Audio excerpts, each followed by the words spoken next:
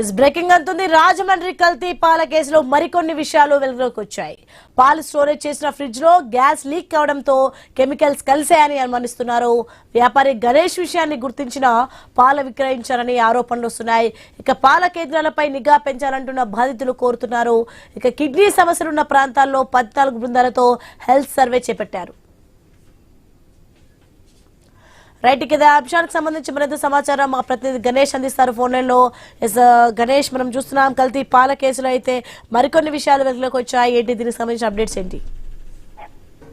ప్రస్తుతం మనం చూస్తున్నాం కదా, గడిచినటువంటి రాత్రి నుంచి ఐజీ అశోక్ ఒకే పాల డబ్బాలో కల్తీ జరిగిందని చెప్పి ఆయన అధికారికంగా ప్రకటించారు. కానీ అందులో ఏం కలిసిందనే కెమికల్ మాత్రం ఆయన ప్రకటించలేదు. కానీ మనకు తెలుస్తున్నటువంటి అంశం ప్రకారం ఇటాలియన్ గ్లైకాడ్ ఈ లిక్విడ్ కలవడం వల్లే పాలలో ఇది యాడ్ అయ్యి కిడ్నీ ఫెయిల్యూర్ వరకు కూడా వెళ్లి 5గురు చనిపోవడానికి ప్రధాన కారణం ఏందనేది తెలుస్తుంది.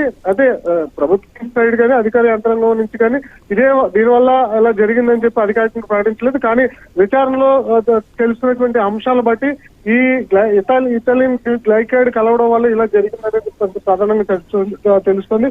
అయితే ఇప్పుడు తాజాగా తెలుస్తున్నటువంటి అంశం ఏంటంటే, ఏదైతే పాలను నిల్వ చేసేటువంటి ఫ్రీజర్ ఏదైతే ఉందో ఆ ఫ్రీజర్ లో గ్యాస్ లీక్ అవడం, ఆ గ్యాస్ లీక్ అయినటువంటి సందర్భంలోనే అందులో ఉన్నటువంటి ఇటాలియన్ గ్లైకాడ్ లీక్ అయినట్లుగా తెలుస్తుంది. ప్రస్తుతం అయితే నిందితుడికి తెలిసి కూడా ఆ పాలను పారబోయకుండా 106 కుటుంబాలు ఏవైతే రాజమండ్రి లాలాచెరువు ప్రాంతంలో నిత్యం పాలు పోస్తుంటాడో ఆ పాలు పోస్తున్నటువంటి సందర్భంలో వారికి కూడా సరఫరా చేస్తున్నట్లుగా తెలిసి కూడా ఈ విధంగా చేయడం పట్ల అయితే అతను కఠినంగా చర్యలు తీసుకునేటువంటి అవకాశం కనిపిస్తుంది. ప్రస్తుతానికైతే న్యాయస్థానం 14 రోజులు రిమాండ్ విధించడంతో అతన్ని జైలుకి తరలించేటువంటి ప్రక్రియలో అనారోగ్యం గురవడంతో అతన్ని క్రిమ్స్ ఆసుపత్రిలో చికిత్స చేరడం జరిగింది. అయితే బాధితుల సంఖ్య పెరిగేటువంటి సూచనలు కూడా కనిపిస్తున్నాయి. ఎందుకంటే నిన్న 16 వరకు వస్తే అందులో ఇవాళ కొత్తగా ఇద్దరికి అనారోగ్యంతో మరొకసారి ఆసుపత్రిలో చేరడం జరిగింది. దీంతో 18 మంది అనారోగ్యం బాధపడి ప్రస్తుతం 5గురు చనిపోగా మరొక 14 మంది చికిత్స పొందినట్లుగా సమాచారం అందుతుంది.